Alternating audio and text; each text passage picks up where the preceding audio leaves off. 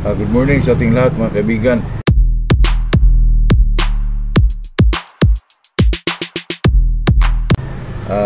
Nakabalik na tayo po. Medyo matagal-tagal din yun mga kaibigan, mga 2 buwan siguro yun. Kasi alam mo na, na-busy tayo. Medyo hindi ko akalain na yung magpakasal para mga kaibigan, mahirap para magkuha ng yung mga requirements. Matagal po.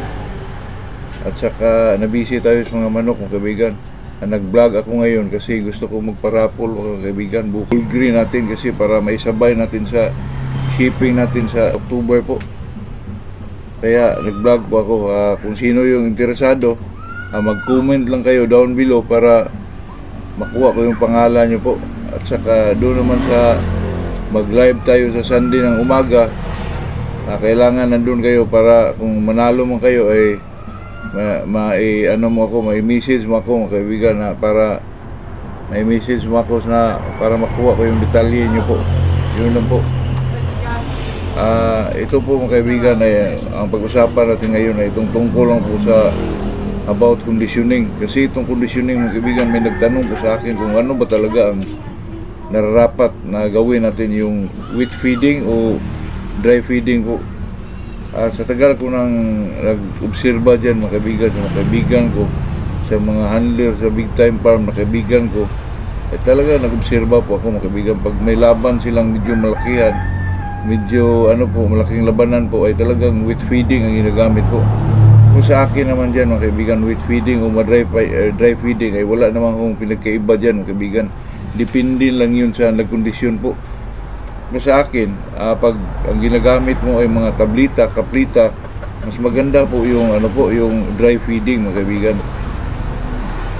Depende lang kasi yun, kasi pag dry feeding ginagamit mo kaplita, tablita, hindi ka naman marunong sa timing, wala pa rin. Pero pag marunong ka mga kaibigan, kahit dry feeding, talagang may laban pa rin yung manok po. Pero yung talaga, yung wet feeding mga kaibigan, na mag-soak ka ng grains ay talaga kung umaano sa katawan ng manok yung kinakain nila mga kaibigan, kasi mag-coat yun sa mga grains yung inilagay mong mga powder. Marami yung B22, Apsilin ba o Dextrose powder, mga ganun. Talagang pagdating sa basaan mga kaibigan ay talagang kahit nakapikit ng manok ay talagang tumutuka pa rin. Kahit sa mga kaibigan, kahit sa dry feeding po, pag gumagamit kayo ng tablita o kaplita man, basta nandun lang ang timing mga kaibigan, ay talagang may laban pa rin po. Depende na lang kasi yun sa handler mga kaibigan. Depende lang. Naitopic ko ito kasi may nagtanong din sa akin, at saka maraming nangumusta po bakit ang tagal ko daw hindi nagbablog.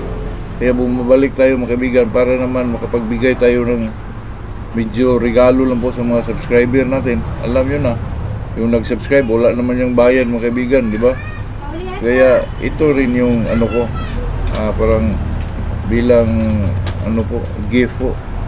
Depende na lang kung sino yung may gusto. Kung may gusto kayo, edi mag-comment kayo mga kaibigan, kasi ang shipping naman 3,000 din yun, medyo malaki-laki din yun. Kaya kung interesado kayo, mag-live ako sa Sunday ng umaga, talagang nandun kayo para may message nyo ako kung kayong nanalo, para makuha ko yung detalye nyo po. Yun lang po. Kunin ko yung manok mga kaibigan para matingnan nyo po.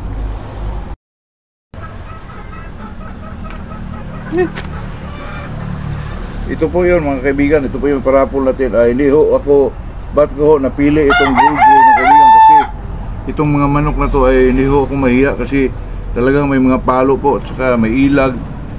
Grabe sila pumalo mga kaibigan, kaya hindi tayo dito mga kaibigan. Ang ganda pa ng katawan nito. Ito ay parapol natin. Kung sino yung may gusto mga kaibigan, mag-comment lang kayo, baka kayo ang manalo. Live tayo sa Sunday para sa raffle natin po, para lang pag kayo manalo, makuha ko yung detalye nyo po para maipadala natin, ay sabay natin sa shipping po sa 2nd week October po. Ito lang mga kaibigan. Saka kung pumalo to mga kaibigan, super